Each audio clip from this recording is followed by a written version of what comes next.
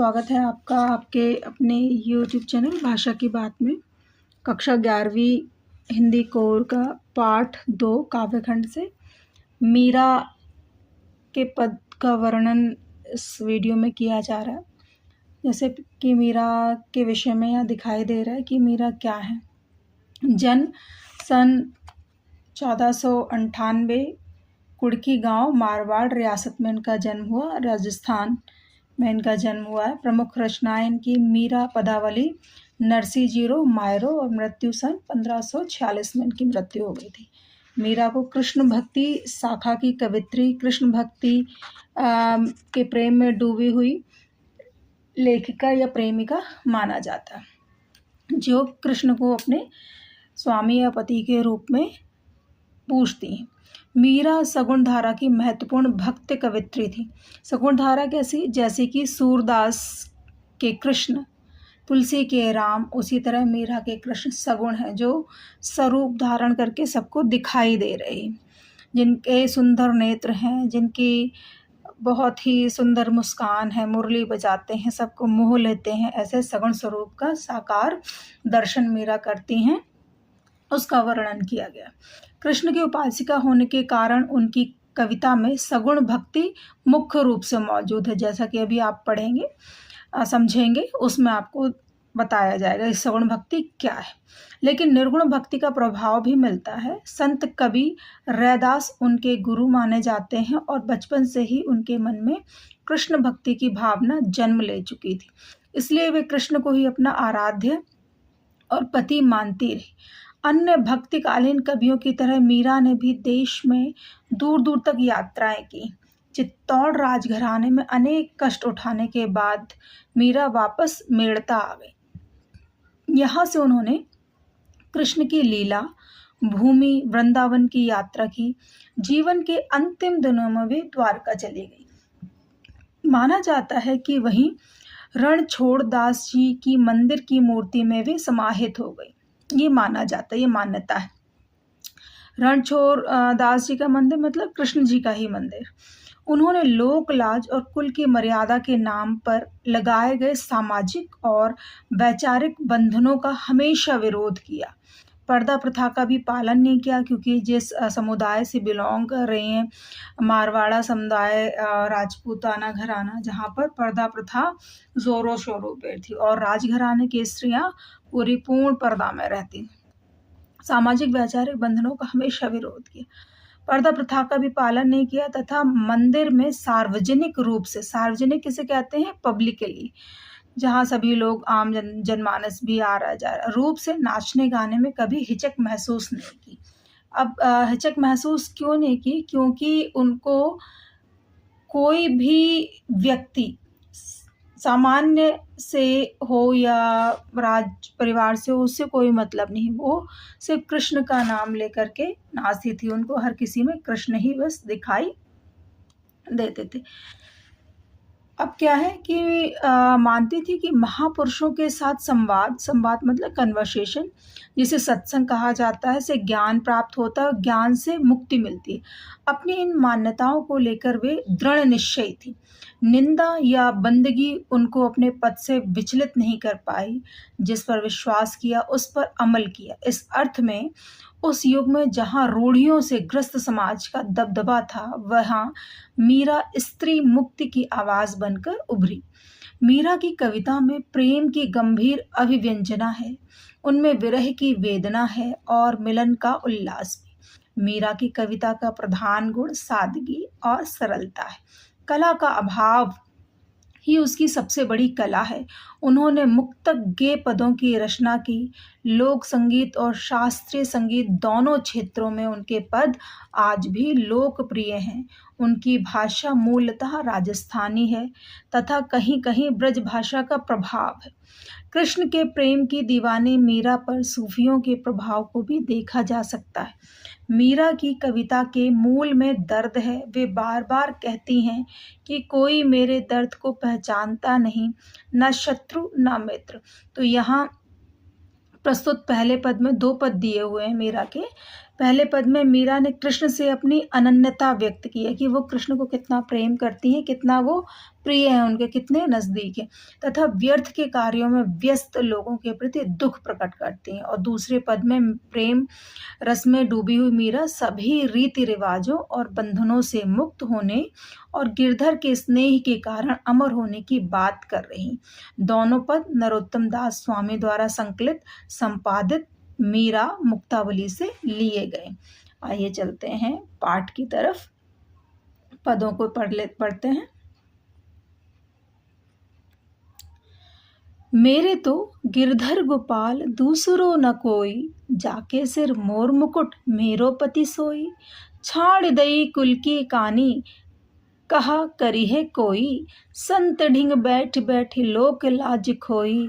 असुवन जल सींच सींच प्रेम बेल बोई, अब ता बेल फैल गई आनंद फल होई। दूध की मथनियाँ बड़े प्रेम से बिलोई, दधी मथ घृत काढ़ लियो डारी दई छोई। भगत देख राजी हुई जगत देख रोई, दास मीरा लाल गिरधर तारो अब मोही। मीरा क्या कहती है, मेरे तो गिरधर गोपाल, गिरि पर्वत को धारण करने वाले कृष्ण ही मेरे सब कुछ हैं, उनके सिवा मेरा कोई नहीं। जाके सिर, अब वो सगुण रूप का वर्णन करें कि आखिर वो दिखाई कैसे देते। कि जाके सिर मोर मुकुट मेरो पति सोई, जिन्होंने अपने शीश पर मोर पंखों से बने हुए मुकुट को धारण कर रखा है वही मेरे पति हैं। छाड़े दई कुल की कहानी का करी है कोई। छाड़े दई, छाड़े दई का मतलब, छाड़ी मतलब छोड़ दिया, कुल अपने कुल की, कहानी मतलब होता मर्यादा, इज्जत। मैंने अपने कुल की मर्यादा, अपनी इज्जत को छोड़ दिया है, अब मेरा कोई, प्रश्न चिन्ह लगा हुआ है, कहा करी है कोई, अब मेरा कोई कुछ भी नहीं बिगाड़ सकता। संत ढिंग बैठ बैठ लोक लाज खोई, मीरा किससे बिलोंग कर रही हैं, मीरा राज परिवार से बिलोंग कर रही हैं। तो उन्होंने क्या कहा, बहुत मर्यादित व्यवस्था थी, तो क्या कहा, संत ढिंग बैठ बैठ, मैंने तो संतों के साथ बैठ बैठ करके अपने परिवार की लोक लज्जा को सबको खो दिया है, और इसमें मुझे कोई भी संकोच या शर्म महसूस नहीं होती। असुवन जल सींच सींच प्रेम बोल बोई, और कैसे अपने प्रेम रूपी बेल को किस प्रकार से बोया है, आंसुओं के जल से। असुवन, असुवन मतलब आंसुओं के जल से सींच सींच करके मैंने अपने मन में कृष्ण प्रेम रूपी बेल को बोया है। अब तो बेल फैल गई, अब क्या हुआ, अब तो मेरे मन में, मेरे तन मन में सब जगह प्रेम रूपी, कृष्ण प्रेम रूपी बेल फैल गई है, चारों तरफ बस मुझे कृष्ण ही कृष्ण नजर आते हैं। आनंद फल हुई, अब क्या होगा, अब सारे दुख संताप कलेश सब मिट गए और सिर्फ आनंद उल्लास वाले फल ही मुझे लगे हुए प्रतीत होते, दिखाई देते हैं। मुझे कोई क्या कह रहा है इसका मुझे कोई फर्क नहीं पड़ता। दूध की मथनियाँ बड़े प्रेम से पिलोई, मथनियाँ किसे, मथनियाँ किसको कहा जाता है, जैसे दही को मथते हैं ना मथानी, तो यहाँ पे दूध की मथनियाँ बड़े प्रेम से बिलोई। अब उन्होंने क्या कहा है कि दूध रूपी मथानी को मैंने बहुत प्रेम से बिलोना शुरू किया। दूध मतलब क्या है कि कृष्ण प्रेम को उन्होंने दूध के समान बताया। दधी मति घृत काढ़ लियो डारी दही छोई, कह रहे मैंने दधी, दही को मथ करके, मथी मतलब मथ करके, घृत, घृत शब्द का मतलब है घी, घी, काढ़ लियो, काढ़ मतलब निकाल लिया, दही को मत करके मैंने उसमें से घी को निकाल लिया है। और डारी दही छोई, छोई क्या हो गया, बेकार की वस्तु, उस व्यर्थ की वस्तु मैंने फेंक दी। जैसे जब दही में से मक्खन निकाल लिया जाता है तो क्या बचता है, छाछ बचता है। तो मीरा ने क्या कहा है कि मैंने कृष्ण प्रेम से मक्खन रूपी कृष्ण प्रेम, अनुराग, इन सबको सांसारिक बंधनों से निकाल लिया है। और जो लोग मुझे उलाहना देते थे, मुझे बुरा भला कहते थे, इस प्रकार के व्यर्थ प्रपंचों को मैंने निकाल कर अपने मन से फेंक दिया है। भगत देखी राजी हुई जगत देख रोई, कह रहे जो ईश्वर की भक्ति में लगे हुए हैं उनको देख करके मुझे बहुत खुशी मिलती है कि उन्होंने अपना जन्म सफल कर लिया, लेकिन संसार के स्वार्थ को देख करके मैं आंसू बहाती हूँ, मैं रोती हूँ। दासी मीरा लाल गिरधर तारो, मीरा जो है वो अपने आप को दासी बताती हैं कृष्ण का और क्या कहती है, हे कृष्ण, हे गिरधारी लाला, मुझे अब इस संसार से, इस भवसागर से पार कर दो, तार दो। दूसरा पद क्या है, पग घुंघरू बांध मीरा नाची, मैं तो मेरे नारायण सो आप ही हो गई साची। लोग कहे मेरा भई बाबरी, न्यायत कहे कुलनासी, विष का प्याला राणा भेजा, पीवत मीरा हंसी। मीरा के प्रभु गिरधर नागर, सहज मिले अविनाशी। दूसरे पद में मीरा ने क्या कहा कि पग घुंघरू, पहले मीरा के जो कवि परिचय है उसमें वर्णन किया गया ना कि मीरा किस तरह से संतों के पास बैठ बैठ करके प्रवचन कर रही हैं और मंदिरों में नाच रही हैं, कृष्ण के भजन गा गा करके खूब घुंघरू बांध लिए पैरों में।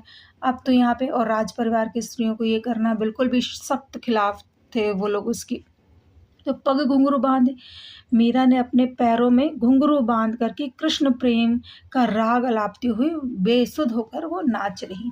मैं तो मेरे नारायण सु आपे योगी सच, कह रहे मैं तो अपने नारायण की हूँ और इससे मैं अपने आप ही सत्य हो गई हूँ, साची हो गई हूँ। कोई भी मुझे कुछ कहे, मुझे उससे कोई फर्क नहीं पड़ता। लोग कहे मेरा भई बाबरी, न्यायत कहे कुलनासी। क्या कह रहे हैं कि लोग क्या कहते हैं कि मीरा तो पागल हो गई है, बाबरी मतलब पागल हो गई हैं। न्यायत और नियति क्या कहती है, मतलब लोग क्या कहते हैं, कुल का नाश करने वाली, कुल का विनाश करने वाली। विष का प्याला राणा भेजा, पीबत मीरा हंसी। कह रहे राणा भोज ने क्या भेजा, विष का प्याला भेजा और पीवत मीरा हंसी, मीरा ने उसको हंसते हंसते पी लिया। जो जहर था वो किस में बदल गया, अमृत में बदल गया।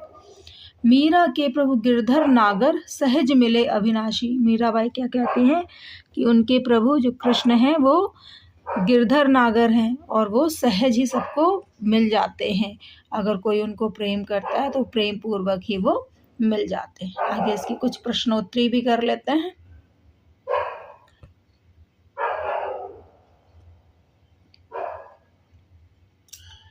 देखिए, मीरा कृष्ण की उपासना किस रूप में करती है, वह रूप कैसा है, पहले बताया। मीरा कृष्ण की उपासना अपने स्वामी के रूप में करती हैं, पति के रूप में करती हैं। उनका रूप बहुत ही सलोना है, मोर पंखों से बना मुकुट पहन रखा है, इस तरह का वर्णन उन्होंने किया है। भाव, शिल्प, सौंदर्य, ये असवन जल सींच, इसका मैंने बता दिया आपको। लोग मीरा को बावली क्यों कहते हैं, क्योंकि वो बेसुध होकर के मंदिरों में नाचती हैं, गलियों में नाचती हैं, पैरों में घुंघरू बांध करके नाचती, इसलिए लोग मीरा को पागल कहते हैं। विष का प्याला राणा भेजा, पीवत मीरा हंसी, इसमें क्या व्यंग है, इसमें व्यंग ये है कि मीरा ने तो अपने आप को अपने समाज, अपने परिवार से बिल्कुल अलग कर लिया। वो तो इस शरीर से मृत ही हैं, बस आत्म स्वरूप से वो कृष्ण से जुड़ी हुई, इसलिए मीरा यहाँ पे व्यंग ये है, मीरा इसलिए हंस रही हैं। बस सांसारिक लोगों को उनका शरीर दिखाई दे रहा है और मीरा आत्मिक रूप से परमात्मा से जुड़ी हुई है, इसलिए उनको व्यंग लगता है कि इस शरीर की ही मृत्यु हो सकती है, उस आत्मा की नहीं जो कि परमात्मा में विलीन हो चुकी है। मीरा जगत को देखकर रोती क्यों रोती हैं, क्योंकि मीरा ये विचार करते हैं कि संसार के लोग व्यर्थ के कार्यों में लगे हुए हैं, वो क्यों नहीं प्रभु भक्ति करते हैं। या जो मीरा इसलिए और रोती हैं कि लोग एक दूसरे की बुराई कर रहे हैं, लोगों में कमियां देख रहे हैं, तो इस चीज़ के लिए मीरा रोती हैं। पद के आसपास में कल्पना करें, प्रेम प्राप्ति के लिए मीरा को किन किन कठिनाइयों का सामना करना पड़ा होगा। उनके जीवन परिचय और उन कहानियों से आप देख सकते हैं कि राजा भोजराज, क्योंकि राज परिवार से बिलोंग कर रही है ना, तो राज परिवार की स्त्रियों को इस तरह से कार्य करना, घुंघरू बांध करके नाचना, संतों के साथ, बाहरी मर्दों के साथ बैठना, उनके साथ नाचना गाना, ये सब बहुत ही कुल की मर्यादा के बियॉन्ड जाकर के लगता था, इसलिए। और तो मीरा को बहुत ज़्यादा कठिनाइयों का सामना करना पड़ा होगा। लोक लाज खोने का अभिप्राय क्या है, लोक लाज मतलब परिवार की मर्यादा को खोना, जो अभी बता दिया। मीरा ने सहज मिले अविनाशी क्यों कहा, क्यों इसलिए कहा क्योंकि जो परमात्मा है वो सहज मिल जाता है, सरलता के साथ मिल जाता है, उसके लिए कोई भी कठिन तपस्या करने की आवश्यकता नहीं, बस प्रेम की आवश्यकता। लोग कहे मीरा भई बावरी, न्यायत कहे कुलनासी। मीरा के बारे में लोग, समाज और न्यायत, कुटुंब की ऐसी धारणा क्यों है, क्योंकि समाज के लोग सांसारिक बंधनों से बंधे हैं, वो सांसारिक दृष्टि से मीरा को देख रहे हैं, वो आत्मिक दृष्टि से, परमात्मिक दृष्टि से मीरा को नहीं देख रहे, इसलिए इस तरह के वक्तव्य मीरा ने यहाँ पे लिखे हैं। जैसे कि हर उसमें बताती हूँ कि आप शब्दार्थ ज़रूर पढ़ लिया करें। जैसे कहानी का मतलब मर्यादा, ढिंग मतलब साथ, बेली प्रेम की बेल, विलोई मथी गई है, छोई छाछ सराहनीय अंश, जो सारहीन अंश है, तो आप ही अपने ही आप, बिना प्रयास, सांची मतलब सच्ची, और न्यायत कुटुंब के लोग, कुल नासी कुल का नाश करने वाली, विष पीवत पीती हुई, हंसी हंस पड़ी, हंस दी, सहज स्वाभाविक रूप से, अनायास मतलब आराम से। तो यह है मेरा पाठ की व्याख्या। में भी आपको समझ आ गई होगी। Thank you.